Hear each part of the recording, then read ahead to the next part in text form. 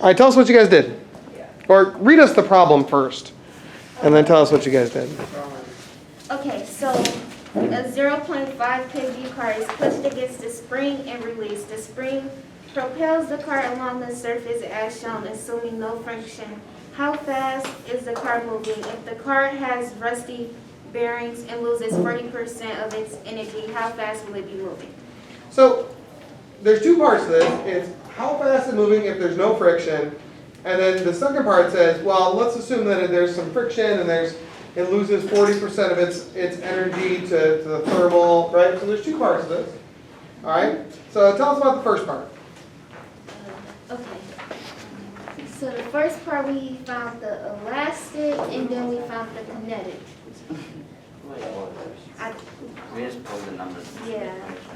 We just used the equation you gave us, put in numbers.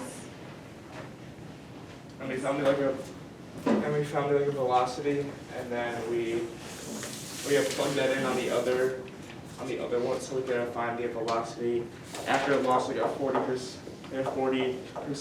of its energy. So you drew some bar charts first, right? Mm-hmm. Where's all the energy in the beginning? The elastic. Sure, it's all in the spring, it's elastic energy. Sounds really good. And then if there's no friction, where's all that elastic energy go? Kinetic. Into kinetic energy. So which is taller on your left side? The elastic energy bar or the kinetic energy bar? They're equal. That's right, they're the same height because there's no energy lost to thermal or anything like that. Is that cool? Yeah. You guys feel okay about that? Yeah. All right, now, but in the second one, it's a little bit different, right? Yeah. Yeah. So what's happening, which bar is taller this time? The elastic energy or the kinetic energy bar? The elastic one. Mm-hmm. Why is the elastic energy bar taller than the kinetic energy bar? Because it lost something. It lost It lost energy. its energy. Yeah, it lost some energy to where? Thermal energy. Sure, so there was rubbing, right? We know this rubbing creates thermal energy, which is released out of the system. So how much actual energy was there? 1 joule of energy. Good, 1 joule of energy. Okay, there's 1 joule of energy. So then, if you lost 40% of that, how much is left for kinetic energy? 0.6. Okay, and that's, you see that labeled on top of their second bar there. It says 0.6 joules, and that's right. Okay. So what was the speed in the first one with no friction? How fast? It was 2 meters per second. 2 meters per second. And then what was the speed in the second one? 1.55 meters per second. Does it make sense that that would be less speed? Yeah. Why? Because it's less. Well, why does it make sense that it's less? I mean, I see that Because it's it less. lost Because its of friction. energy. Because it So- has friction. Yeah, so this is all right. You know, there's some friction. Okay, so friction in general probably is going to slow things down, right? But in the energy sense, you lost some of the energy that could have been kinetic energy to thermal energy, so you have less energy left.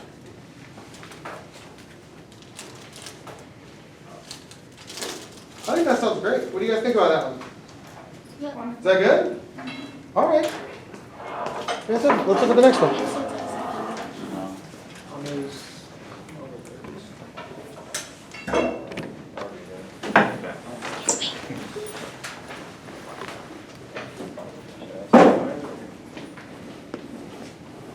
Read it now. Read the problem, please. Okay. 0.5. Hold on. If anybody wants to take a picture, go ahead. They can do that now. I just have to read it. Well, just wait a moment. I'm scrambling. Wait.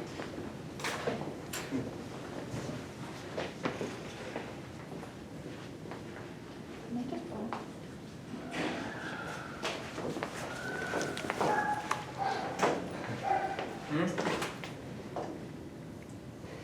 Is that? Is that weird or is it just me? Yeah, it's pretty weird. Yeah. All right, go ahead. 0.5 kilogram cart moving at 4 meters per second. Rolls to a stop while moving up a hill. What is the change in vertical height of the cart? How far along the ramp does the cart roll? So implicit in this is there's no friction. True? Yes. Okay. So I just want to make that clear. Like it doesn't, I don't know that it says, but implicit in here is that there's no friction. Okay, go ahead, what's that?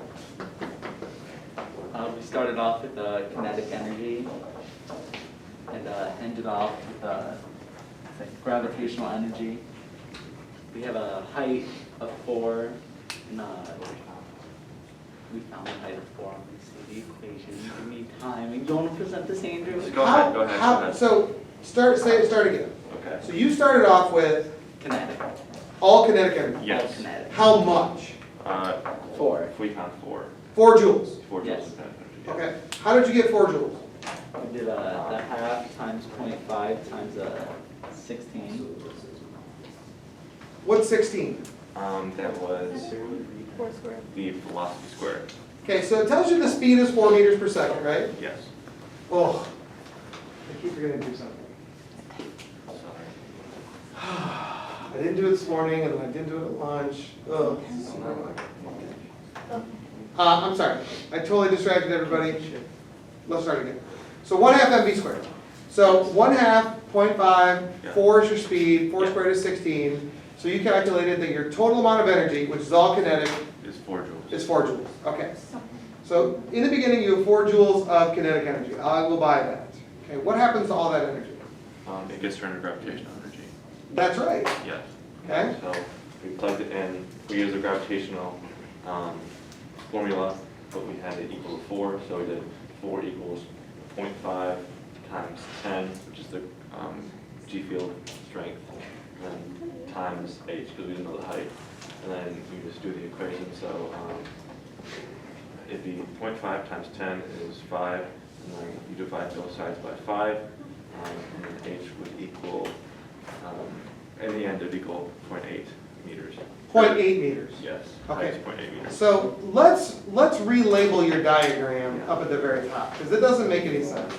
So the change in the vertical height, Words are, Maybe not. what's the change in the vertical height? yeah, I think I'm what was the question? What you saw for the change in vertical height, right? Yes. What's the change in the vertical height? 0.8 meters. 200 meters, yeah. That's right there. So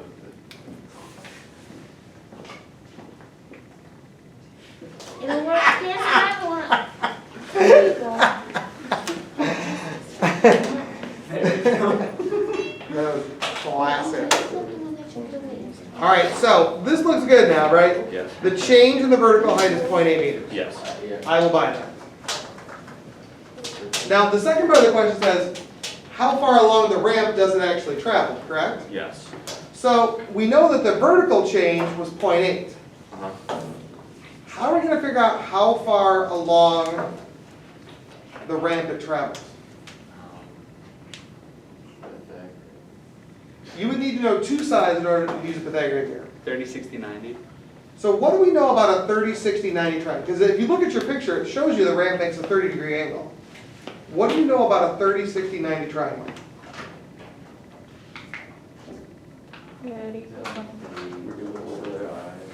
I don't actually think it's over there. Oh, is it 2x? The hyperbole is 2 times the. The hypotenuse? No, hypotenuse.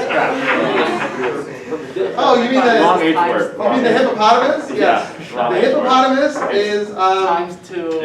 It was 2 times the height. And this is. wait, what did you write there? That's what he wrote there. I didn't know what he. 0.64. Yes. He wrote that there. It's not 0.8 squared, it's 2 Oh, wait, times I 0.8. did it squared. Leave me alone. Such a great moment. This is his fault. You want to do this? You're doing great. You just keep on rolling. There we go. Nailed Explain it, it. Andrew. You can do it So yourself. one of the things that we remember about a 30, 60, 90 triangle is that the long side, the hypotenuse, Look at that one. is twice the shortest side. That's the cool thing about a 30, 60, 90. We don't care how far away the horizontal. We don't have. Nobody cares. Don't mind that much. Or try to get fine. That's it. All right. Is that everything? Are we good? Yes. All right. You guys okay with that one? Yep. All right, let's do this last one. Oh my gosh. Be careful, please.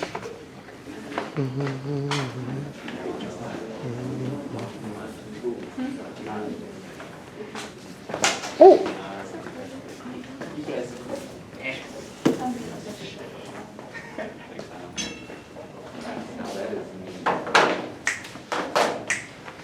ooh, this is my favorite one. Okay, this one's my favorite one. Thanks, guys.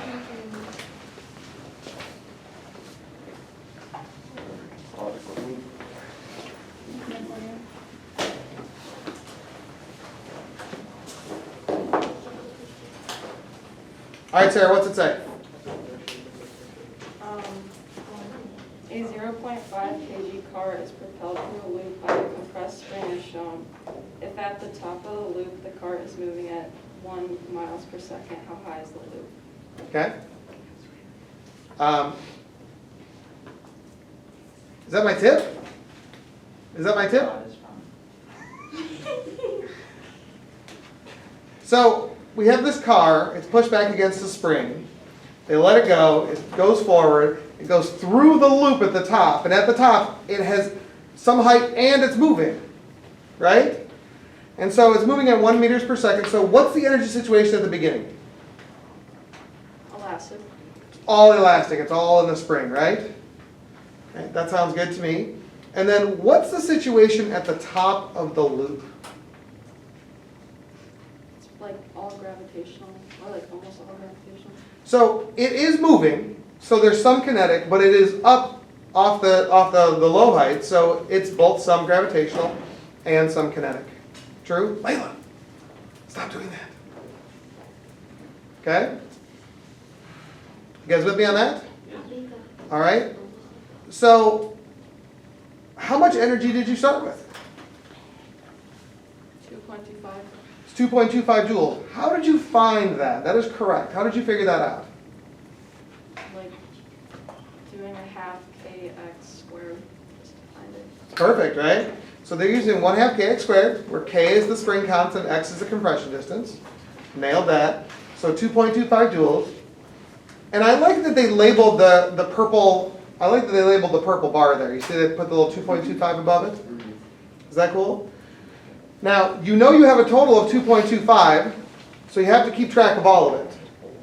So look in blue. What does the blue part say? What did you do in the blue part there? That's the kinetic. Yeah. So if you look closely, you can see that kinetic energy there, they solved for the kinetic energy when it was at the top of the loop. You know the mass of the car, you know the speed of the car. How much kinetic energy was there when it's at the top of the loop? Mm-hmm. Loudly. 0.25 joules. That's right. So if your total is 2.25, and 0.25 of it is kinetic, how much are you left with in terms of gravitational? 2. That's right. All right, and then you use that gravitational, you solve for the height, yes? Yeah. So tell us about that. How'd you solve for the height? So we used gravitational energy equation, and we plugged in all the numbers, and we got 0.4 meters. So it's 0.4 meters. Now, here's the deal, and this is the thing that's important about this, is that the bar charts are where it's at. Because when you draw the bar charts, you can now put the values with the bars, and you know how much ever you have on the left side has to match the amount on the right side. Okay? How are we feeling about that? Are we feeling more competent? All right, go ahead and erase your boards. I'm going to come around and give you another one to do. What is that? What is that noise? The side. What is that weird noise? Don't make that weird noise. I'm going to break someone into 2 pieces. You don't erase it. Nah. That was a whiteboard.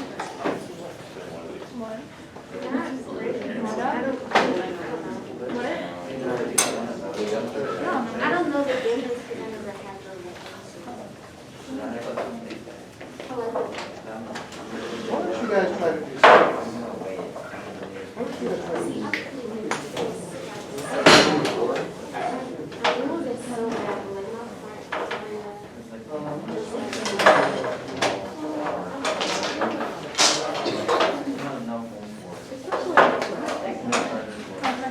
So we're going to do 4.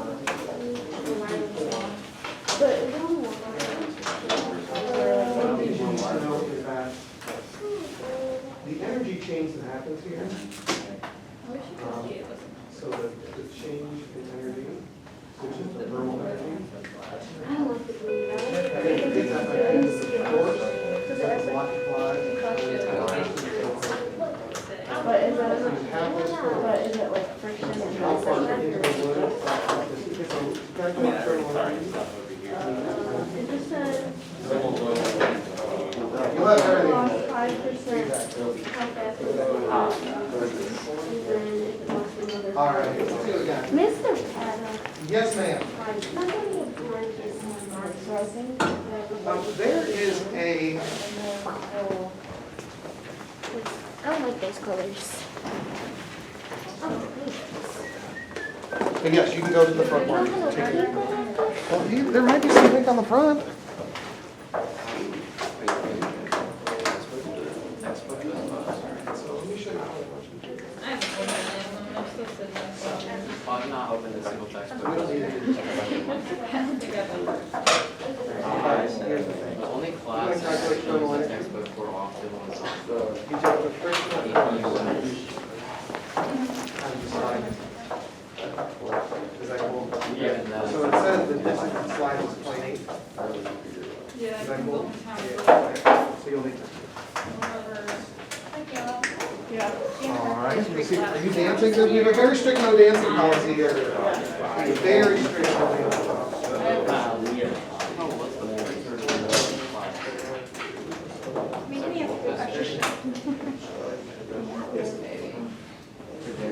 Yeah, I think it was. I got you, I know that.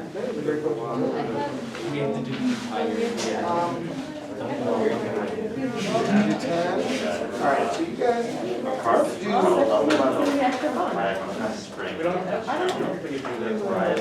Oh, it's only one? Okay. So, you know what? It's a little challenging. The bar chart. Two energy things, like two wires. Yeah, we do. Still making enough all the way.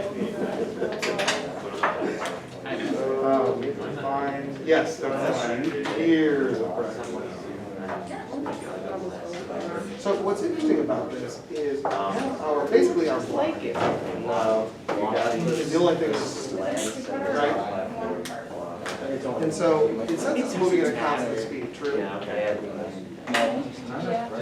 So whatever kinetic energy is here, just kinetic energy. Oh my God. But the thing is that You have like 7. you've been pulling it along this rough surface, which means you've lost a bunch of thermal energy.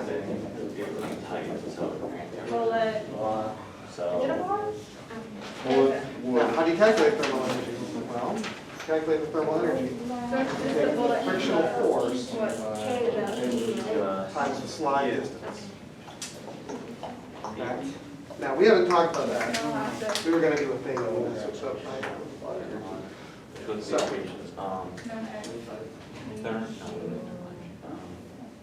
So we do some.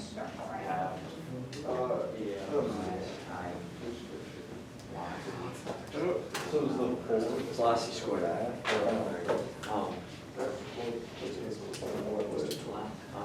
It's all been- it's all been-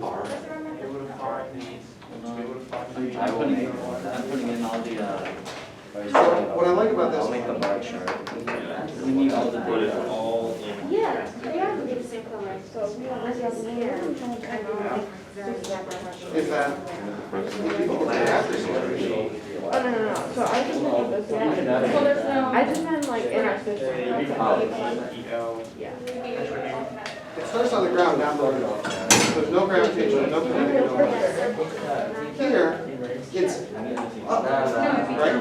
Did I make it too big? It's all gravitation. Yeah. But it's not moving, there's no kinetic and no elastic. Where'd all this energy come from? So the motor put all the energy in. It's too far of So- a sensor. We know we have all this energy here, you calculate it. And then do you want like a strainer to the front, we're just gonna like this in H. And then like we'll How say much like more does the motor what? supply? All of it. So much you get this. I think so now what this is. K is less. How much work was done by the motor, that's how much energy the motor took. It So would it's a be spring. What? It all goes in elastic. Oh.